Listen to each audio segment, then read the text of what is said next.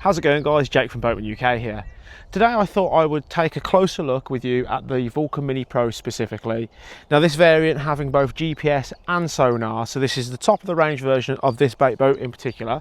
Now I haven't done a full-blown user guide on this boat just yet, so today I thought no better place than our own lake to do a bit of testing and also to do a display and demonstration of how to use this boat and some little bits and pieces that some of you may not know about. So whether you've already purchased this bait boat and you're looking for a bit of an instruction guide on how to use and do certain things, you can absolutely follow this video. Or if you're maybe interested in this boat and learning some of its capabilities and its features, then again this video should help you as well. So let's take a closer look at the Vulcan Mini Pro and then get it in the water and put it to some good use.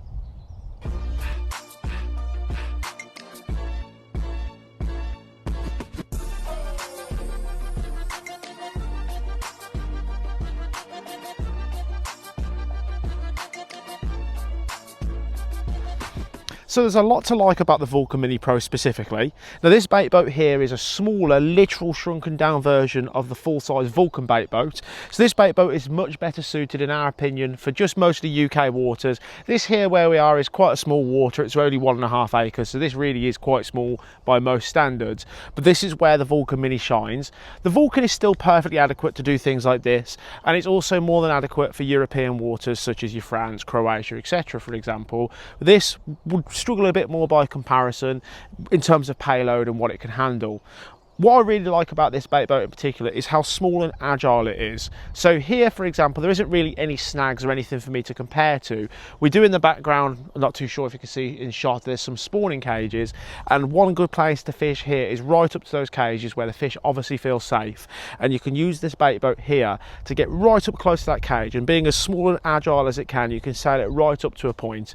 Recently I used this bait boat at Westmoor and I was fishing right up to an island, and I think with most other bait boats I'd have really struggled to get to the position that I was at, and that was the actual only catch that I had, was using this bait boat in that exact specific spot. Got me right into exactly where I wanted to be, underneath the tree. And like I say, I think with anything else I'd have really struggled, and that is one thing that I really enjoy using, or enjoy rather, about the Vulcan Mini. Now despite its smaller size, it still has a fantastic hopper capacity of 1.5 kilos. Now to be honest, I think in most cases you're going to struggle to fit 1.5 kilos of bait in there. I think the maximum that we've managed to just about cram in is around 1 kilo, but the boat will handle 1.5 kilos absolutely fine. And another nice thing about this bait boat is if you like to fish using PVA bags, it does sit quite tall out of the water as well, and the hopper is also quite high up. So I often fish PVA bags at the moment, and I'm having great success using PVA bags, and as I say, you're getting no water come up through the hopper because the boat sits quite high in the water. And for its size also, it seems to hold its own in the water really well as well. It's more than stable and planted enough, so in quite severe chop for example, again for its size, handling itself really well. Now the Vulcan Mini has an internal battery system, so they're twin battery, but you charge it via a charging port on the front of the bait boat instead of your traditional way of removing the batteries. Now your batteries can be changed, they're not sealed for life, so once the batteries die in the distant future, then you're not needing to throw away the boat, you can absolutely change the batteries. And it's also something you can do bankside as well, it's just a little bit more complicated than normal. I have done a video covering this which I recommend to take a look at if you're interested in this boat, well worth watching that first. But the batteries in this bait boat last around 5 hours on a full charge, so you're getting loads and loads and loads of use out of it on a full charge. And in most cases that's going to last you several days of use. And another cool thing of course, you can charge it via a bankside charger, which is probably easier to do than just changing the batteries over every single time you need to. Now just like its bigger brother the Vulcan, this is also top loading, which for me is just a game changer. Honestly, it's just so easy, so convenient. Open the door, load the rig in, send it out, which I'll do a demonstration of in just a moment. And whilst it makes no difference to the actual fishing of course, it just makes life a hell of a lot easier. If you are bothered about presentation or anything like that, then of course it makes a massive difference. And if you are using PVA bags, then of course you're not wiping along the underside of a wet boat, you're going straight in through the top, so you've got no risk of getting your PVA bag wet or anything like that. And again, taking more design cues from the Vulcan, again its bigger brother, it's also entirely waterproof, as is the remote. And if you are looking at the Pro option like this one here, the sonar screen is also waterproof, so if you are fishing in rainier conditions, or decide to throw it into the water, then you can absolutely do so. This boat is not going to have any issues in terms of taking on water like some other models can. And of course, the bigger important thing, if you're a bit clumsy like me and you end up accidentally dropping the remote or the sonar screen into the water, it's not going to cost you a fortune. They're entirely waterproof, which will actually genuinely save you quite a lot of money in the long run. So I think it's time now to get the boat down to the water and show you the sonar and the GPS. So in real world conditions, like today, for example, what we'd be doing is trying to find locations on our sonar, so points of interest, whether you're fishing somewhere weedy and you're looking for a hole in the weed, or just any general features, then that's what you're using the sonar for. And then of course, by having the GPS as well, you can also save your locations. So you're finding a spot on the GPS, on the sonar, saving it on the GPS. So whether you're using that to actually drop a rig off or to bait up over time, if you're fishing somewhere for a week, for example, and you're trying to bait a point up, that's where this combination of GPS and sonar really shines. So let's get it in the water and let's take a closer look at those two features. Now, one piece of advice that I recommend to everybody is before you go saving GPS points, or even before you go sending the boat out into the water, is to turn the boat on and the remote on for a good 5 minutes before you go ahead and use it. Now, this will make no difference to using the boat, of course. What it does do is it allows the boat to connect to satellites for your GPS and get a stable amount of satellites. If you go saving a point too early before your satellite connection hold stable, basically, then you can affect your GPS accuracy. And one of the main features of this bait boat is how accurate it is under GPS. So to make sure you're benefiting from that as well as you can be, leave it on for 5 minutes, let it connect to satellites. Now, on average, you can get up to 60 satellites. On average, you're going to be looking, at the moment, I would say I'd expect around 30 satellites where we are at the moment. Let it get a stable amount of satellites, and then you can go saving your GPS points. Same rules apply if you're going to navigate to a spot. So before you end up loading your rig into your boat, turn it on first, and whilst you're doing that, you can then obviously allow it to connect to satellites, and then you're pretty much ready. By the time you're ready, the boat is ready to be sent out. So let's get it in the water and take a look at the sonar.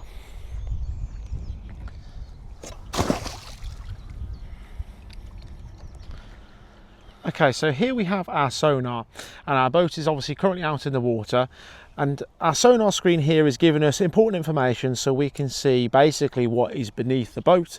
Obviously, a nice thing is with the sonar being attached to the boat itself, means you'll get an exact live reading, live data. There's no towing of the sonar, for example, so you know what you're seeing is directly beneath the boat. Now, where we are here today is pretty featureless, truth be told. It's mostly going to be a flat bottom, but it can be a little bit weedy here. So you can see a layer of weed represented by the red coloration here. I'll go through the coloration grade in just a moment, but what we could be looking for here is either a slight hole in the weed, any form of a drop off, anything like that. This is obviously where your sonar comes into play, as it would do on any sonar. Now, this does have a fish finding feature as well, but in order for the fish finding feature to work accurately, we always recommend you want a minimum depth of around 7 to 8 foot for the fish finder. And truth be told, these are much better suited as a feature finder, which is exactly what we use them here for at Boatman UK. What's the fun if everything's showing you where the fish are? That's part of the challenge, of course. Now, in this case here, what we're seeing mostly is, like I say, we've got a surface layer of weed, and it is also a very soft bottom here, so you're also going to be seeing a bit of silt. So your red coloration generally represents a sort of a softer density, so that would be weed, it could be leaves, it could be silt, and it gives you an idea of what sort of bottom that you're fishing on. So this green coloration here is going to be a more denser, so a compact mud, for example, can also be represented as a sand. Green can be sand. Again, you'll know to an extent where you're fishing what the bottom is. And again, you'll just know in most cases what you're looking for is either a hole in the weed or what have you, for example. And then really darker or really dense stuff, for example, is represented by a yellow. As you can see here, we've got none of that. So a yellow would be like a rock solid bottom, for example. As you can see, there's absolutely none of that here. What we've mostly got is a surface layer of weed and then sort of like a more of a denser mud beneath that, which totally tallies up with, I don't know if you can just see what's on the surface here, but we've got a real sort of silty layer, and then it is proper mud beneath that. As you can see here, the depth really isn't that deep. You've got your depth reading in the top left, which will constantly read live data again, so that will always fluctuate depending on where you are. Now, these sonars do really require a minimum depth, in our opinion, of at least 4 foot for them to work accurately. Anything beneath that, you can get a lot of interference. Obviously you can adjust all your interference, but it can also be too shallow to the extent that it may not even read at all. So I'll go through everything on the screen here just so you've got a full understanding on what everything does. So of course here, top left, first things first, is obviously our depth, which can be switched between feet and meters. Generally I prefer to have it in feet. Beneath that we've got our water temps. We've got some lovely water temps at the moment, nice and warm. The boat has been sat in the sun for a little while, so I don't entirely think it is going to be 20 degrees, but it's probably not far off, truth be told. Beneath that, of course, we've got our battery level for our sonar screen. On a full charge, these sonar screens will last around an hour to an hour and 15 minutes. Of course, the intention of a sonar screen is you're not going to need it on at all times. You're finding your spots, and then you're saving your spots on your GPS, which we'll come to in a moment. And then at that point from there, you're pretty much turning the sonar screen off unless you're looking for more features. That is pretty much everything on the screen that you need to pay attention to. Is mostly your depth reading. Your water temp doesn't matter too much, of course, depending on certain scenarios. And then, of course, what you're actually seeing as your features just here. You can adjust a hell of a lot on these sonars as well. You've got a menu button just here, and you can open up the menu. Hopefully you can see that there's a bit of sun glare. So up here, we've got our sensitivity. So your sensitivity, the higher sensitivity, the more sensitive it's going to be, of course. So for example, if I decide to up this, you will see now it's starting to get way overly sensitive, and at some points you start to see that you're having interference spikes here, which means basically it's way too sensitive. Now, depending on the depth, you may want to change your sensitivity. Deeper waters, you want to up your sensitivity. Shallower waters, you want to down your sensitivity. I tend to find a general rule of thumb anywhere between an average UK water, of course, anywhere between 30 to 40%. I've got it on 35. That tends to read as accurate as it can do. We've compared other brands of sonars and they read the exact same, so we're confident and happy to say that that is around the ballpark figure what we believe reads correct. Chirp is basically, again, sort of like an additional backup to your sensitivity. Now, to be honest with you, you can turn it off entirely, and again, you can wind it all the way up to 100%. Now, this really doesn't make too much of a difference, as you can see by upping the numbers. This is really fine. Again, probably mostly for deeper water, truth be told. I've always found a happy safe number. It's 50%. That works for pretty much everything. Again, ranging on all depths, so you shouldn't really need to worry about that one. Here we have our depth range. So your depth range means that you can adjust the scale on the screen. So you can, if you want to go really accurate, for example, where I'm fishing here today is 0 to 9 foot is as far as you can go, as low as you can go, which it automatically scales to anyway. If it detects that it goes deeper, it will then automatically switch to the next one, which is 0 to 15, and you can see with each one it changes the scale of the screen. I always just keep it on auto. Auto seems to just always work, so to be honest with you, auto is what I always stick with, and that's what I'd always recommend for everybody else too. Here we have our fish symbols and depth, and that basically will represent, if you see a fish, it will light it up as a little icon on the screen, as a little fish icon, and it will also, above that, it will also tell you the depth that that fish was at. To be honest with you, it does work, but again, you need deeper water. I always leave it on. I see absolutely no reason to turn it off, so always leave that as on because you never know. Simulator is essentially like a demo mode. That's what you do if this was in a store. You don't need to turn simulator mode on. If you do turn simulator mode on, like I will just here, you'll see it comes up with a message at the bottom, and it will read random stuff, completely bogus readings. You might see fish on the screen. You'll get a default reading of 25.5 degrees. You can completely ignore this. So if you have done that, just make sure you go back to the simulator and turn it off like that. Here we have our backlight, which is exactly what it says it is. It's the brightness of the screen. So again, up to you what you leave that to. Here we have our volume, which is the beep volume. So every time you're inputting a setting or pressing something on the screen, or if you see a fish, it will beep, and you can adjust the volume of that. You can have it off entirely if you want to. Here we have our units, so we can switch between feet and Celsius, we can switch between meters and Celsius, you can have Fahrenheit if you want to, for some reason. Generally, we tend to have it at feet and Celsius, but you can, as I say, switch to meters if you prefer to fish in meters. Fish alarm basically means, it's actually represented again, what I just said a moment ago was slightly false, I do apologise, but that beep sound that you get will be the fish alarm. Now, that's when it sees a fish, that is. Now I've got that to off. Sometimes when you're in shallow water and it goes a bit crazy, it can sometimes read a load of fish, so I tend to have that off because it can go a bit AWOL. And to be honest with you, I'm paying enough attention to the screen to not need a beep to represent if it does see a fish. Here we have our battery alarm voltage percentage. So that is when the battery alarm starts going off, when it warns you that it's on low power. Do not change this. If you change this, you run risking, you know, playing with fire, so to speak. If you lower it too much, then you don't have much time to charge it before it completely cuts out. You can change the background colour, so everything I've just mentioned in terms of coloration is for the blue background, which is, I would say, 90% of people use. You can switch to a grayscale, which is really good for deeper waters. You can also switch to a white background, and again, it just means that the colorations of everything change. So this is all covered in the user manual. You will find what each colour means for each type of background. Again, it's something that you'll naturally just pick up on and learn with the product anyway. Here we have surface clarity, so if you are finding that where you're fishing has quite a bit of stuff on the surface, you can adjust all this. So for example, where we are here is pretty clean, to be honest with you, so I don't need to turn the surface clarity on. I've actually got it off entirely. But if you've got a lot of surface reading from stuff in the water, you can turn your surface clarity onto high, and that'll help out with that. To be honest with you, there's absolutely no harm in keeping it on high all the time. I'm going to actually set that to high, just because if I do ever have any issues here, for example, it's already in the correct setting for me. Here we have our noise rejection, which again is very similar to what we were mentioning a moment ago with the sensitivity. That's pretty much, again, the same sort of thing. It's just a backup for this. So if you're getting a lot of noise and a lot of interference in the water, you can turn your noise rejection up or down. I always just naturally have it on high. That's what I tend to see works for us. Language, of course, most of you I think are going to want that in English. Reset settings, so if you get it completely wrong and you get lost, you can do reset settings and it'll reset everything to default, so you've got a save point. And then you've got your serial code there, and that is absolutely everything in terms of adjustments. So these are the settings that I recommend for pretty much most scenarios, most cases. And if you want to get off the menu, just simply press this button here, the escape button, and there you go. You go back to your normal Sonar screen.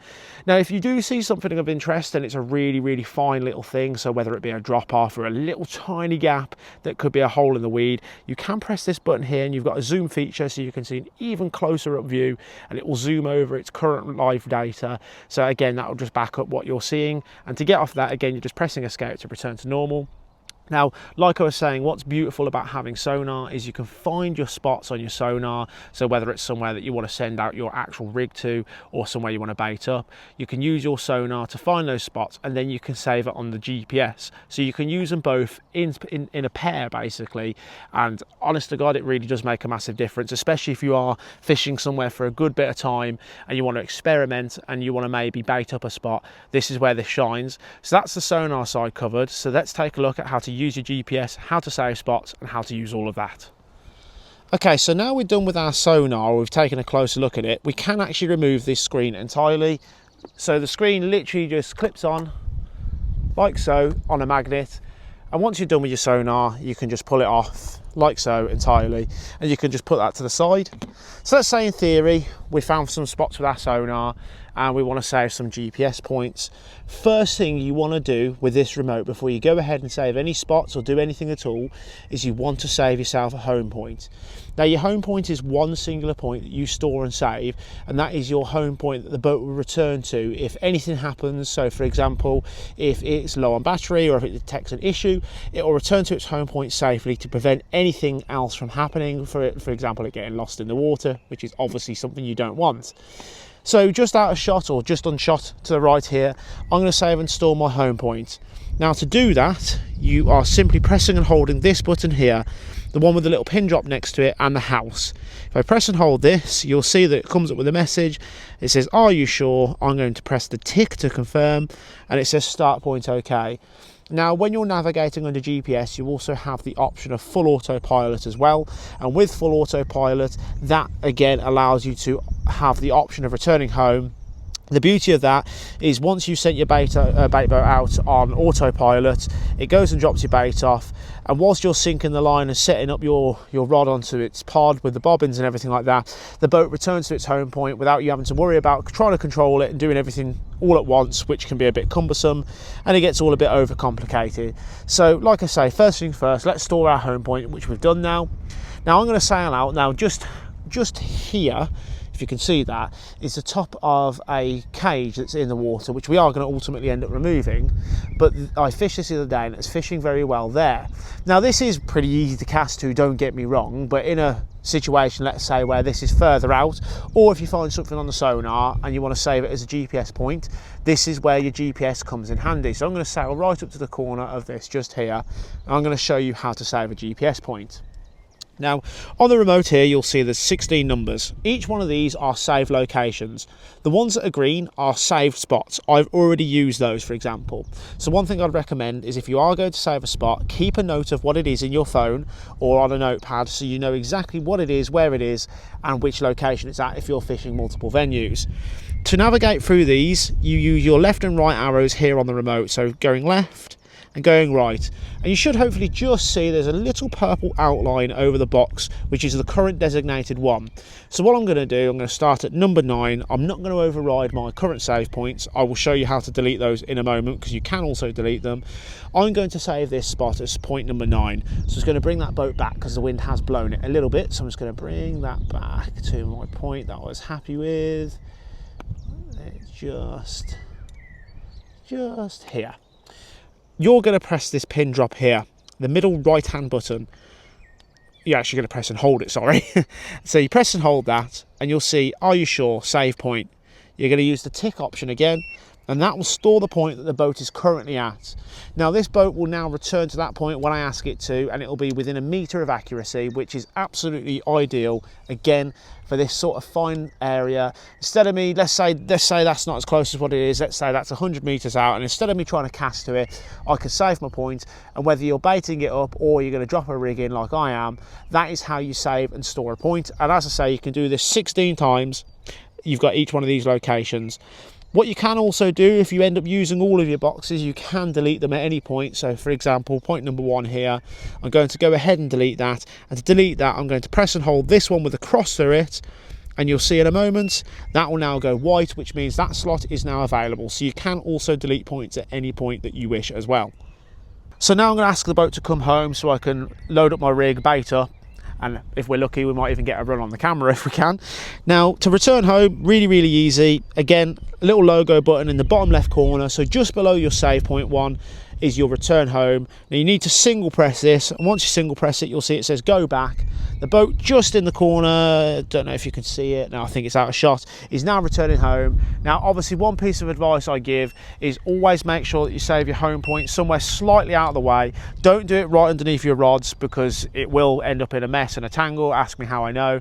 Always do it somewhere slightly offset. So I'm doing mine slightly to the right, just out of the way. You will see here as well, you've got a little red symbol of a house, which means it's coming to that location, it's returning back, and you'll see that the distance is dropping down as well. The boat is very nearly back home with me, as you can see, that's counting down. And then let's get this rig loaded up and show you how to do that. So this is one of the main things that's very popular about the Vulcan and the Vulcan Mini, is just how easy it is to load the rig.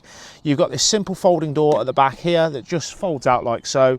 You also have this here, this is a little line tidy. So if you're using thicker rig tubing, I'm using rig tubing here for example, is it allows the rig tubing and everything to drop and make sure it goes down. Obviously sometimes as you drop the boat, sometimes the lead will pull everything back, and it stops the rig tubing from getting jammed in the back, which obviously can sometimes stop it from actually dropping everything you want it to do.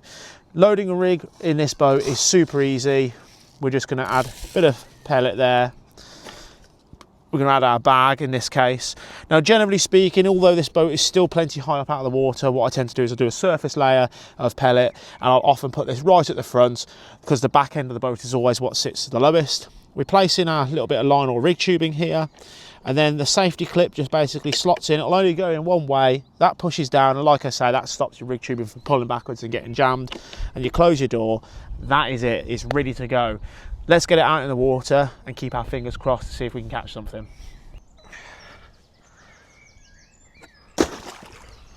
Okay, so we have our boat in the water, loaded with our rig, ready to go.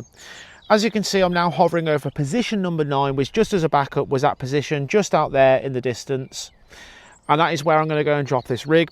And again, to navigate and control through your safe spots, you're using the left and right arrow.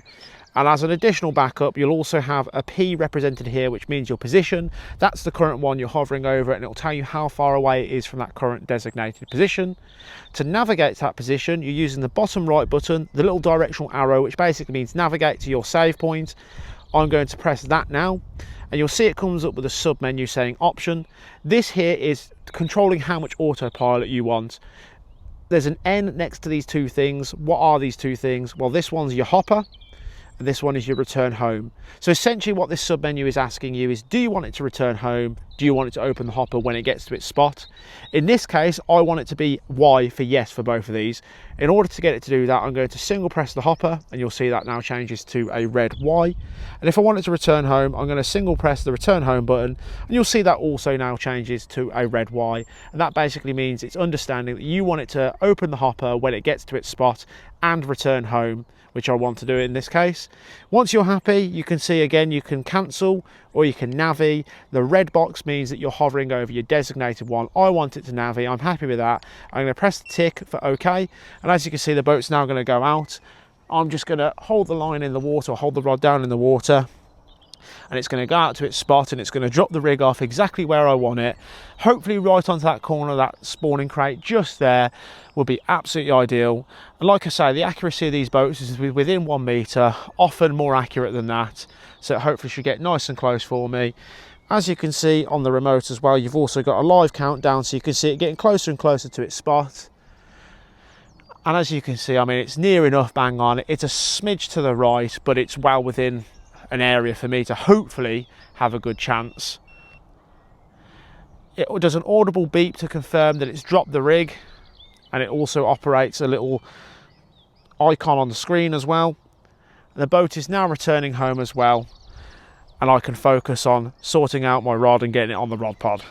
And just like that, it's that easy. The rig is out, the line's set, the rod is on the pod, ready to go. Absolutely no hassle. And again, in terms of accuracy, although it's quite close and you could definitely easily cast there, in a scenario where you're looking for something that's either further out, or in a case of, for example, if you just can't cast, whether it be for a disability, for example, this is where the GPS and sonar really massively shines. Again, just as an additional backup for you, just again, extending further on how to use this remote. For your GPS, there's really only a handful of buttons that you need to pay attention to, and that is these 5. You've got your 3 here, 1 here, and 1 here. So just as a reiteration, that's to store and save a home point, of which you can only store and save 1. This is to delete a save location. This is to save a location. This is to return home, and this is to navigate to a spot. And again, when operating through the directional arrows left and right, if you're within range, that's 500 meters. If you're within range of one of your save spots, you will see it's represented here by the position marker. It will tell you how far away it is. And again, on these ones here that I saved just the other day, you can see again the distance changes, so you know how far away it is.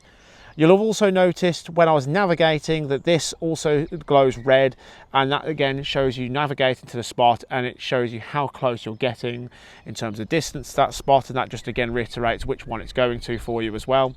And hopefully this shows just how easy the GPS is to use. This remote really is nice and basic. The layout of it's really easy to use. It fits very snugly in your hand. As you can see, it's not an overly large remote. There are obviously a few more functions and features to go through. For example, here is the direction of the boat. As you can see, that's synced up, and that is what's called bow direction. And that's just if it's really dark, for example, you know the orientation of the boat at all times if you can't see it. Bear in mind that these things can go up to 500 meters of range. You will lose sight of it if you do dare go that far, and this will hopefully just reiterate as to which direction it's facing, and you can adjust that in the menu, which I'll come to in a minute.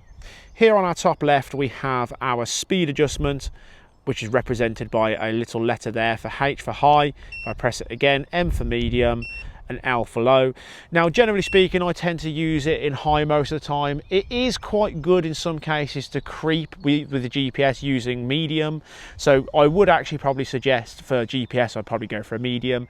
And the L is really good for sonar. If you're trawling away, looking for spots, L for sonar is really, really good. Nice and slow, you're going to get a much better and more accurate reading. This here is auto forward, so these boats also have an auto forward feature or a cruise control. If you press it, the boat now powers up for, as you can see represented just here, but for the letter 1, or the number 1 rather, for 1 minute. If I press it again, it will go to 2. If I press it again, it will go to 3. So you can do auto forward for as long as 3 minutes if you want to. And to come out of auto forward, hit down on the toggle and it will cancel the auto forward or cruise control for you. These boats do also obviously have controllable headlights. If you single press, it will operate the headlights. If you single press again, it will turn them back off. And if you press and hold, it will actually turn all the lights off, including the rear indicators as well. Here is our menu. So our menu basically allows us to go into a lot of fine tuning of the boat. Now, a lot of it, to be honest with you, I wouldn't bother going into. You shouldn't need to. I will touch base on that in just a moment. I'm going to come back to that. There is one last button, or 2 last buttons rather, I'd like to take a look at. This one down here, most important one, that opens your hopper. So if you're controlling the boat manually at any point, or if you're in your sub menu for your GPS navigation, and you want to obviously have it open the hopper, that is to do so. That opens the hopper. And of course on these boats it is a manual close underneath, close the door. It doesn't have a semi-automatic hopper. Lastly is your power button. Of course, press and hold to turn on or off, and a single tap will actually operate the backlighting. Obviously it's way too bright out here to need that, but that will also do that for you. So lastly, let's take a look into the menu then and just go for a quick basis as to what thing does what. I know some of you like to know absolutely everything. Again, some of this you won't need to know, but I like to cover everything for you as well. Firstly, we have straight travel. Straight travel is exactly what it says it is. It's auto forward. It's another way to access it. You don't need to worry about it. You can just do it via the button here. It's a lot easier. Next up is set bow direction. Now this is how you adjust what I was covering a moment ago, is the orientation on the screen of the boat itself. I'm not going to go into that because it will try and reset it, but essentially it asks you to place the boat on a flat piece of ground in a specific direction, and it allows synchronization of that position to the remote, so you have an indication as to which direction it's facing. Here we have set home point. Again, no need to access it via the menu because you've also got it here as a represented button on the remote. Remote pairing, if you ever need a replacement remote or for some reason the remote loses sync with the boat, this is how you remote pair. You shouldn't need to do this. We have our travel speed here. Now what you can do, if you really want to, I'm going to press the tick to go into that menu, and what we can do here is we can adjust the speeds for each speed setting. So currently high is actually set to overall 80% of the potential possible speed. So in high you can actually turn it up a little bit more if you wanted to. What you can then do is you change the speed to medium, go back into this setting, and you can again tweak the speeds individually. So from default, from factory, if I remember correctly, I think it's set to 80% for high, around 60% for medium, and I think it's 40% for low. And again, you can fine tune each one of these if you want to. And at any point, if you're on anything in the menu, to come back out of it, you just single press the menu button and you'll return back. Now there are sub menus in the menu. I'll try and explain this as best as I can. You can see just here, represented by this blue logo, we're in the first menu. If I press it again, we'll go to the second menu where we've got compass calibration, which is actually probably something that I should have covered early on, and it's one of the most important features of these bait boats. Now, compass calibration basically allows you to calibrate the compass of the boat so it learns the water it's on, it understands and learns crosswind. So as you can see, for an example here, it's not mega windy, but we've got a little bit of a wind here. And what it will do is it will compensate when it's in auto forward or under GPS. It will naturally know the water it's on, and it will compensate for any sort of buffeting that it may receive. Compass calibration is, I wouldn't say essential, but it massively helps with navigation. So if you're finding the boat's veering off for any reason, the first thing you want to do is compass calibrate, especially if it's doing it in GPS or in the auto forward / cruise control. Compass calibration, do that each time you go to a new swim, or if the boat's been turned off for an extended period of time. It is generally something that we tend to do. If we're fishing somewhere for a week, we tend to do it every other day just to make sure it's at tip top at all times, or if the conditions change significantly, well worth doing, because as I say, it's super easy. All that happens is you do it, the boat will spin around in the water for about 30 seconds as it learns the conditions, and then it's good to go. From there, we have our offset adjustment. Now, offset adjustment is to individually adjust each motor RPM. So, for example, if it isn't down to compass calibration, if the boat is veering massively left or right, then it could, well, first things to check is make sure nothing's jammed up in the props, but it could be down to your offset adjustment. So that allows you to correct and basically what's also called as yaw control and adjust the drive to each motor. You can take it out of one, put it into another to hopefully get it going straight again. Now, I have covered a separate video on this, so I'm not going to cover great detail of that. I'm going to skip by that for now. Here we have Navi calibration. Navi calibration basically allows you to adjust and fine-tune the navigation. You should not need to adjust this. As a matter of fact, if you go onto it, it says press menu to return because it's now a hidden setting because people mess about with it and get themselves lost. If you think there's something wrong with your navigation, contact us and we will inform you on what to do and how to do it. I'm not going to cover it in this video because I don't want people tinkering with things they shouldn't and making situations worse. Radio configuration is just basically your unique serial number and your configuration code. You don't need to know that. Here we have switch units, so here we can switch between meters and feet. Generally speaking, I do normally keep it in feet. I did have it set to meters from a previous video, so I'll switch that over to feet. I'm going to go back into the menu just to return back to where we were. As you can see, we're on number 5 there, so we're going to now go over to the next menu again by pressing menu. Now, a lot of this, to be honest with you, I'm not going to cover. You don't need to know debug, that's for code reading. You don't need to change your language. Backlight, again, a single press of the power button will do the backlighting for you. We don't need to know that. And then that's it. We've done our menus. That covers absolutely everything that's in the menu and pretty much covers everything you need to know about this remote. So hopefully that covers most of the questions that some of you may have regarding the Vulcan Mini Pro. It really is a fantastic bait boat and it's currently my personal favourite and one that I've been using the most personally. Now, of course, like I mentioned at the very beginning, if you are fishing bigger waters, then the Vulcan bait boat may be a better one to look at, especially if you are looking for something top loading. But if it's mostly UK waters or smaller waters in general that you're fishing, the Vulcan Mini is absolutely the one to go for. I love it. It's an absolutely fantastic boat. It does everything that I could possibly need. I've only recently just got back into this sport, so I'm a bit of a novice and a bit of a noob. I don't entirely trust my casting capabilities yet, and of course a perk of the job is I'm able to use these bait boats, and I had the pick of the bunch and I chose the Vulcan Mini because I knew for a fact that I wouldn't need anything bigger, and it ticks absolutely every box that I need, from being top loading, plenty of battery life, waterproof, and its simplicity and easy to use. It's a bit like anything, it will take a little bit of getting used to. If you do take the punts on one, you might find it a bit overwhelming to begin with. It's a bit like when you get a brand new mobile phone, you're going to spend a good couple of hours figuring everything out, where everything's hidden away. Hopefully this video will help guide you to some extent, but of course, by all means, the best thing you can do is get out on the bank, obviously hopefully try and catch something of course, but give it some use. I am confident that if you do go for one of these bait boats, it will not disappoint. It really is fantastic. Hopefully this video covers everything that you may need to know. If there's anything I've missed or anything further you'd like to know or even to see as a video, please feel free to ask me below. Thank you for watching and take care.